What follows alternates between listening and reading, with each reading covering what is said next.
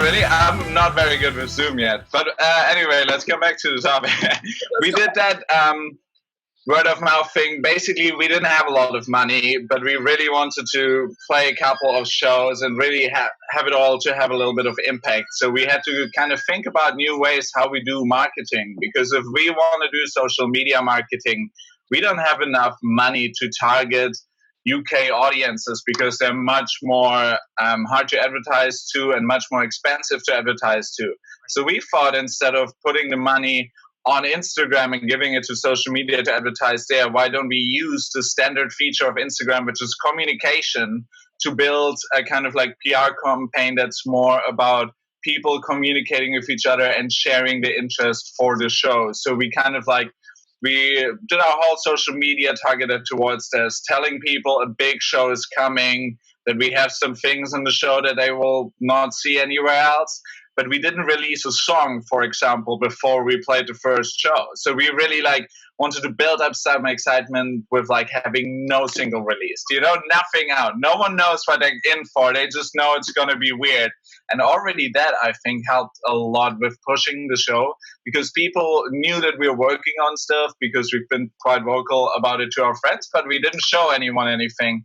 And then we kept it back till the show. So that way we kind of made sure everyone is coming to this show because they want to know what we've been working on because we've been annoying them for a year saying, hey, we're writing these amazing songs. And everyone's like, let me listen. And we're like, no, you come to the show and you bring all your friends.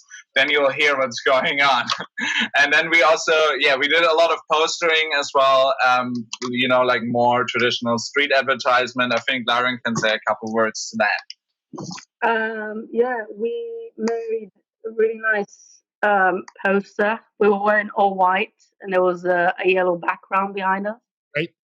And then we put it in loads of places around town. We put it up my on my pub toilets.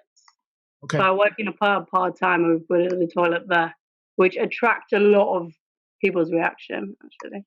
So do you guys have a big fan base? Like, we've all done that. Trust me, I could litter my neighborhood with posters, and that doesn't mean anybody's going to show up to this show. So, did you have a big fan base? How did that word of mouth? I mean, most audiences won't go to a show even when they know them very well. So, how did you get? Like, what numbers did you get to the show? Tell us. Kind of start there. Like, how many people came out to the show, and then how much of that was based on people who know you and that kind of thing? I think the 3 first shows were sold out, right, Kai? Yeah, they were pretty much sold out. The Berlin one was obviously a little bit less people just because we didn't really spend a lot of money on Berlin. We just did flyering at like popular spots in Berlin that I knew from my time when I was living there. But in London, we had 200 people for the first show without any single released. So we were super, super happy. A lot of them friends of friends.